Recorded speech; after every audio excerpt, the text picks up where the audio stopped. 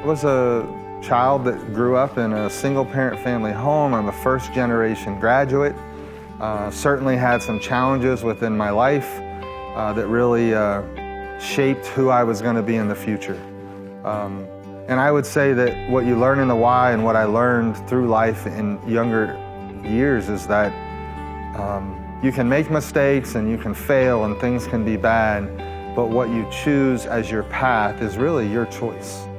And I really believe that. So many people want to give me context and use the past as their excuse not to move forward. And that happens within cities, in schools, in organizations, companies, that we hang on to what it used to be. But I believe after 12 months here now, that I've had an opportunity to get to know leaders, our community, our staff, our volunteers, and really help to steer our culture into a positive direction. And I think the culture now is shifting to a forward motion with innovation and thought and real ideas in order to push the Y forward and to serve the communities that we aim to make a difference in. The mission here is to put Christian principles into practice through programs that build a healthy spirit, mind, and body for all. And I think the key component that we're always trying to tell people, because if you look at the history of the Y, it started out as a young men's Christian association.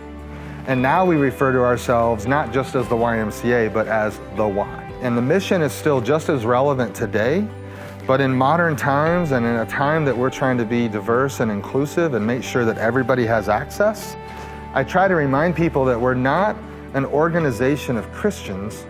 We just happen to share in the belief of the principles and the values. And we use that in the behaviors, in how we serve people and how we develop young people. And then the most important part is the for all. You know, at the end of that mission statement, we talk about being here for everyone. And so I have questioned over the last 12 months, do we really do that? Are we really willing to go out of what used to be a building is how people identified the Y. And it was either a fitness center or a gym. And that's the experience they had. But if we're going to be inclusive to all people, as our mission says, then how do we move the Y into those communities? And why does it always have to be about a building? Can we have a mobile health center? Can we deliver food for families that don't have access? Can we participate in some of the solutions that our cities are facing when we're dealing with social issues and isolation that is happening throughout our communities?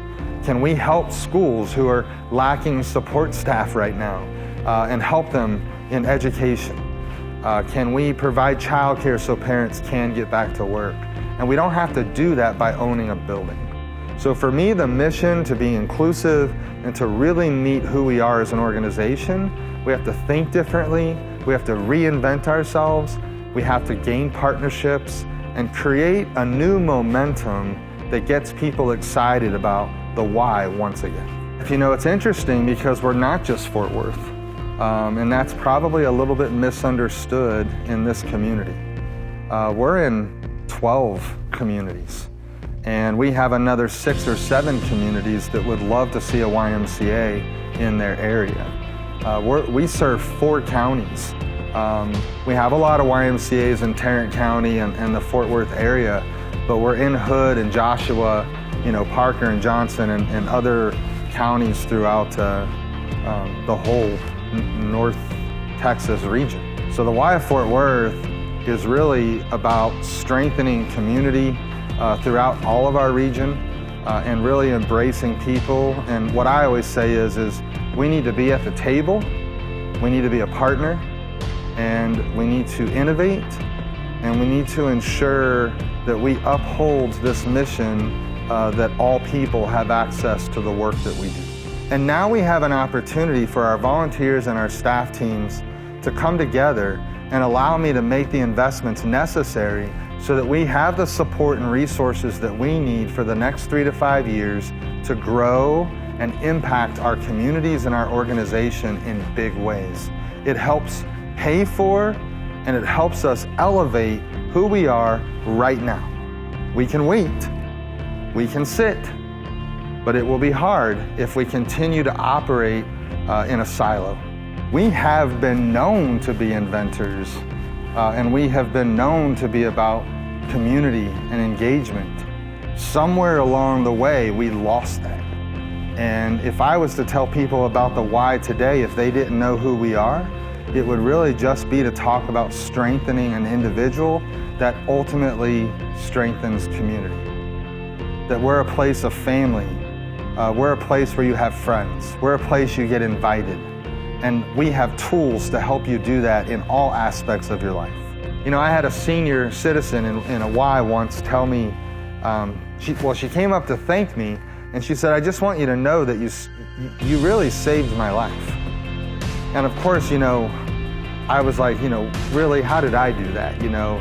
And she said, "You have to understand, when you put a sign on the property that said the Y was coming, I had lost my husband 6 months prior. My family had all moved away. I had no friends, and to be honest with you, Mike, I was just waiting to die. And then the Y came along, and I met friends, and I got involved, and I volunteered, and I got invited to church, and then I started helping out in community events, and now I have a reason to live."